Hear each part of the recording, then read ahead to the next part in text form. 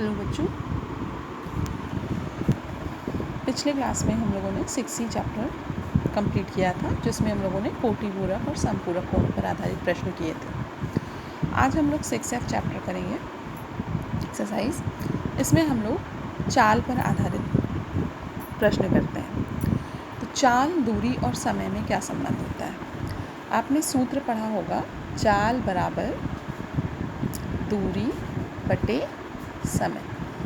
अब देखिए चाल होता क्या है। जैसे हम लोग गाड़ी चलाते हैं तो कहते हैं ना कि जो गाड़ी चला रहे हैं तो उसकी स्पीड क्या है, स्पीडोमीटर उसमें आके लगा रहता है, तो उसमें उसकी नीडल दिखाती है कि कितनी स्पीड में गाड़ी चल रही है। आप एक्सीलरेटर लेते हो तो तेज़ चलती है, यानी चाल बढ़ जाती है, और एक्सीलरेटर डाउन ब्रेक लगाते हो तो चाल घट जाती है। ऐसे ही आप अगर पैदल भी आते हो तो स्कूल जैसे आप आते हैं तो आपको मान लीजिए स्कूल आने में कितना समय लगा, 10 मिनट लगता है। तो कभी अगर आप लेट हो रहे हो तो आप क्या करते हो, जल्दी जल्दी चलना शुरू कर देते हो, और कभी अगर आराम से टाइम प्रॉपर है तो आप आराम से चलते हो, यानी आपकी चाल कम रहेगी तो समय क्या होगा, ज़्यादा लगेगा, और अगर चाल ज़्यादा रहेगी तो समय क्या लगेगा, कम लगेगा। तो इसी पर आधारित हम आज प्रश्न करेंगे, चाल बराबर दूरी बटे समय। दूरी आप जानते हो, जैसे डिस्टेंस हो गई, समय टाइम। तो दूरी को हम लोग किस में नापते हैं? दूरी को नापेंगे हम लोग किस में, मीटर में, और समय को हम लोग अगर नापते हैं किस में, सेकंड में। तो चाल को हम लोग नापेंगे, चाल जो होती है वो किस में नापी जाएगी, मीटर बटे समय, यानी मीटर प्रति सेकंड। इसको पढ़ते हैं मीटर प्रति सेकंड, ठीक है। और दूसरी कंडीशन होती है, जैसे गाड़ी में जो स्पीडोमीटर होता है वो किलोमीटर प्रति घंटा में बताता है। तो हम लोग दूरी को किस में नापते हैं, किलोमीटर में अगर हम नाप रहे हैं, तो समय को हम नाप रहे हैं घंटे में नापते हैं। तो चाल किस में नापी जाएगी, किलोमीटर प्रति घंटा में। तो ये दोनों ही मात्रक आपके चाल के हैं। अब जैसा कि हम लोग जानते हैं, इसके अलावा हमारे सूत्र क्या बन सकते हैं, चाल बराबर तो दूरी बटे समय हो गया, तो अगर हम दूरी बराबर निकालना चाहें तो क्या हो जाएगा, चाल गुणे समय। एक ये हमारा दूसरा सूत्र बना। और समय अगर निकालना है तो समय बराबर क्या होता है, देखिए समय को इधर ले जाएंगे, चाल को इधर लेके आएंगे, तो दूरी बटे चाल हो जाएगी। तो ये 3 सूत्र का प्रयोग हम लोग यहाँ पे करते हैं। अब चूँकि हमने अभी बताया आपको कि दूरी को हम किलोमीटर और मीटर दोनों में नाप सकते हैं, तो आपने इसके पहले भी पढ़ा होगा कि 1 किलोमीटर कितने मीटर के बराबर होता है, 1 किलोमीटर बराबर होता है 1000 मीटर के बराबर होता है। इसी तरह से घंटा और सेकंड में क्या रिलेशन होती है, 1 घंटा जो होता है वो 60 सेकंड के बराबर 60 मिनट के बराबर होता है, और 1 मिनट जो होता है वो कितना, 60 सेकंड के बराबर होता है। तो इसका मतलब क्या हो गया, 1 घंटा जो होगा वो 60 गुणे 60 यानी 3600 सेकंड के बराबर होगा। अब किलोमीटर और प्रति घंटा और मीटर सेकंड में क्या रिलेशन होता है, तो 1 किलोमीटर प्रति घंटा जो होता है वो 5/18 मीटर प्रति सेकंड के बराबर होता है, और 1 मीटर प्रति सेकंड जो होता है वो आपका 18/5 किलोमीटर प्रति घंटा के बराबर होता है। तो आपको ये कुछ वो हैं मात्रक हैं, उनको आपको याद करने होंगे। इसके आगे हम लोग सवाल पे आते हैं। तो यहाँ पे देखते हैं हम लोग, हमारा फर्स्ट क्वेश्चन है कि एक मालगाड़ी जिसकी लंबाई 450 मीटर है, एक खंभे को 18 सेकंड में पार करती है। उस मालगाड़ी की चाल किलोमीटर प्रति घंटा में बताइए। अब देखिए लंबाई तो मीटर में दी गई है, समय 18 सेकंड में दिया हुआ है। तो पहले हम लोग क्या करेंगे, जो चाल निकलेगी वो किस में निकलेगी, मीटर प्रति सेकंड में, फिर उसको हम लोग किलोमीटर प्रति घंटा में बदलेंगे, ठीक है। तो पहला काम हम लोग के पास क्या दिया गया है, दूरी कितनी है, दूरी जो है वो किसके बराबर है, रेलगाड़ी की लंबाई के बराबर, यानी 450 मीटर हो गई। समय कितना दिया गया है, समय दिया है 18 सेकंड। 18 सेकंड का मतलब हो गया, समय हो गया। अब हमें निकालना क्या है, चाल। तो चाल बराबर क्या होता है, दूरी बटे समय। अब यहाँ सूत्र हमने लगाया तो चाल बराबर हो जाएगा, दूरी का है 450 बटे 18। आप 18 से इसको भाग देंगे 450 को, 18 दूनी 36 हो गया, कितना बचा 9 बचा, 90 हो गया, 18 पंजे 90, पूरा पूरा कट गया। तो यानी कितना आ गया आपका, इसे काट के हम 25 लिख सकते हैं।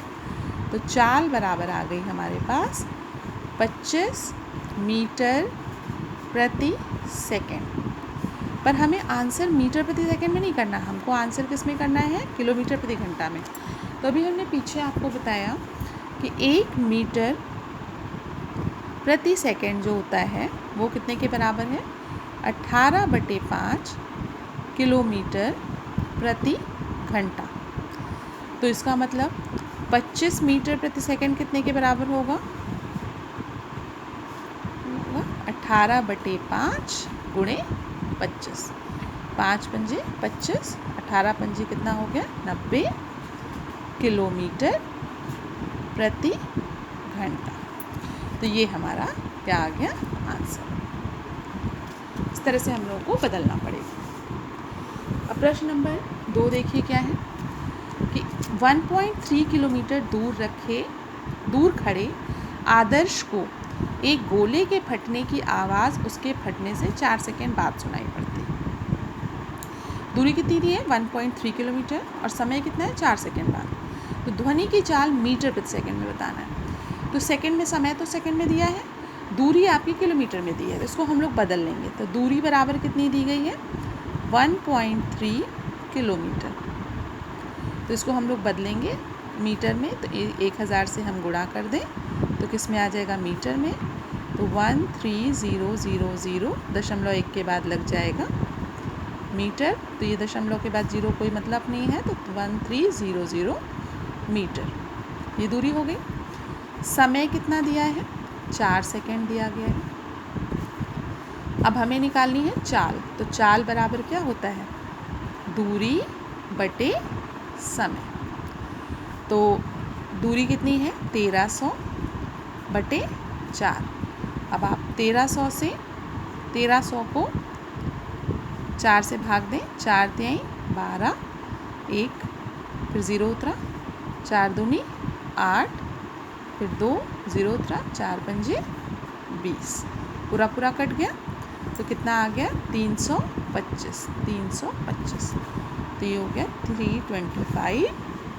तो चाल बराबर कितनी हो गई, चाल बराबर हो गई 325 मीटर प्रति सेकंड। तो ये हमारा ध्वनि की चाल आ गई। तो इसमें मीटर प्रति सेकंड में निकालना था तो मीटर प्रति सेकंड में निकाला, इसमें किलोमीटर प्रति घंटा में निकालना था तो किलोमीटर प्रति घंटा में निकाला। अब अगला प्रश्न हमारा है,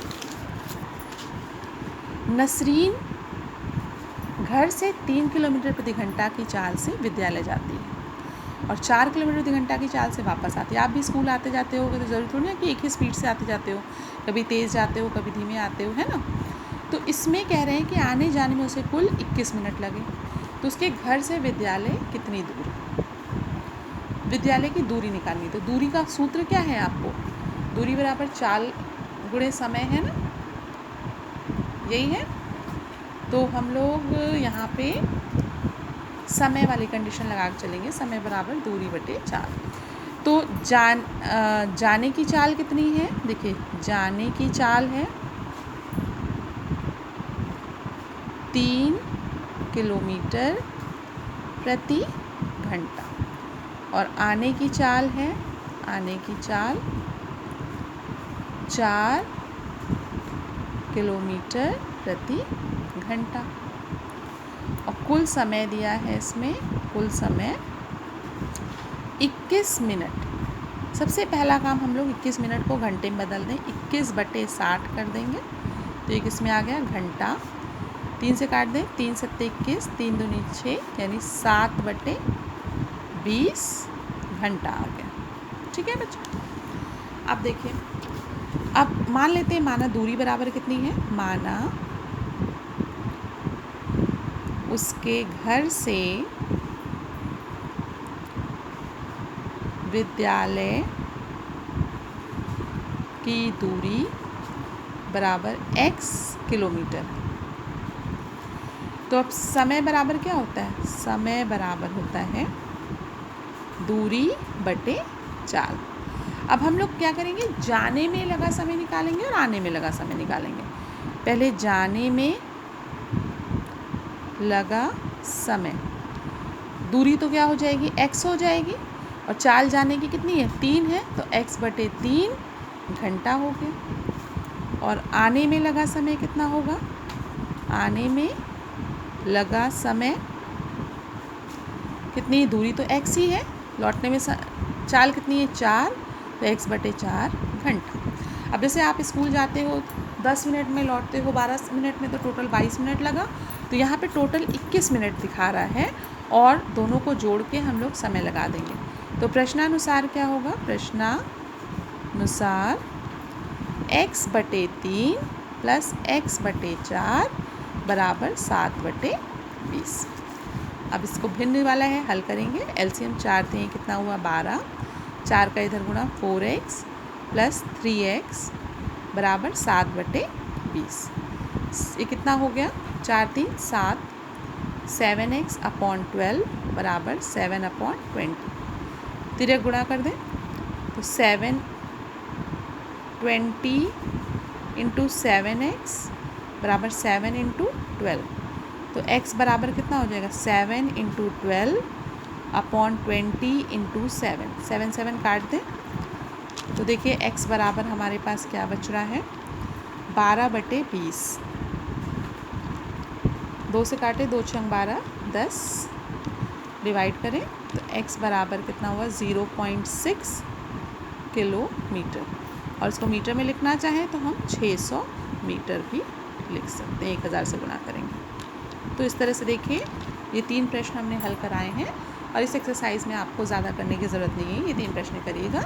अब इसके बाद अब हम लोग अंकगणित का स्टार्ट करेंगे। ओके बच्चों, thank you, have a nice day.